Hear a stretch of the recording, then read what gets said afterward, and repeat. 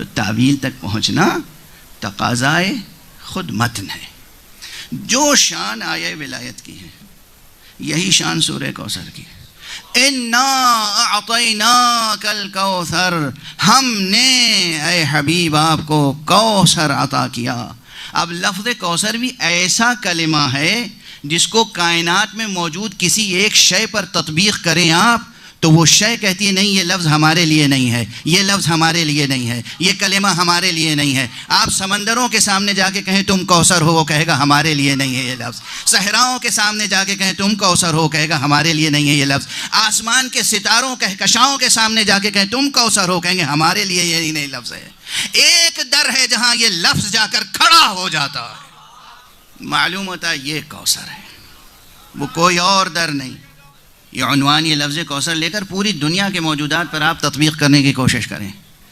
کہیں اگر یہ کلمہ ٹھہرے گا تو وہی در ہوگا جس پر ستارہ آ کے ٹھہرا تھا. اگر کہیں یہ کلمہ جا کے ٹھہرے گا تو وہیں ٹھہرے گا جہاں رسول آ کر روزانہ فجر سے پہلے ٹھہرتے تھے.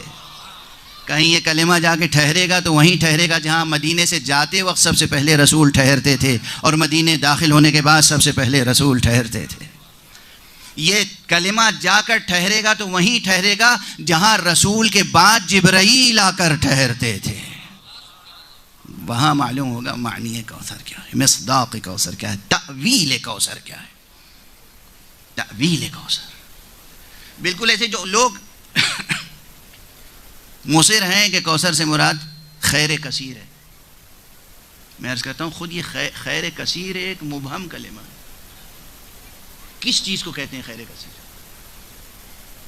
اب اس خیر کثیر کی تفسیر کرنے کے لیے آپ نے مزید کیوں اقوال پیدا کیے؟ کوثر سے مراد خیر کثیر ہے، خیر کثیر سے مراد نبوت ہے. کوثر سے مراد خیر کثیر ہے، خیر کثیر سے مراد قرآن ہے. کوثر سے مراد خیر کثیر ہے اور خیر کثیر سے مراد کثرت امت ہے. کوثر سے مراد خیر کثیر ہے اور خیر کثیر سے مراد جو ہے وہ کثرت صحابہ ہے. کوثر سے مراد خیر کثیر ہے اور خیر کثیر سے مراد فلاں. یہ اس قدر تعبیریں کیوں پیدا ہوئیں؟ اس لیے کہ معلوم ہوتا ہے کہ لفظ کوثر کا مفہوم واضح نہیں ہو سکتا. آپ نے واضح کرنے کے لیے خیر کثیر کہا، پھر بھی بات نہیں بنی. یعنی جب بات نہیں بن رہی ہے تو اقوال پیدا ہوتے چلے جا رہے ہیں، اور جب بات ذریت فاطمہ، ذریت پیغمبر، ذات گرامی فاطمہ زہرا تک پہنچتی ہے تو پورا سورہ بول اٹھتا ہے اِنَّا أَعْطَيْنَاكَ الْكَوْثَرَ سے لے کر اِنَّ شَانِئَكَ هُوَ الْأَبْتَرُ کہ اب تمہیں مصداق مل گیا. یہی تعویل ہے کوثر کی. ذہن کو روشن رکھیں، قلب کو روشن رکھیں. یہاں تک ایک گفتگو کو میں نے عرض کیا کہ یہ متن وہ ہے جو تعویل طلب ہے. اور صرف یہی نہیں ہے، میں نے مثال آیہ ولایت کی بھی دی، اور اس لیے قرآن مجید میں بہت سے اور ایسے مقامات ہیں جو تعویل، کہیں بہت سے ایسے مقامات ہیں جہاں تفسیر کر کے بات ختم ہو جاتی ہے.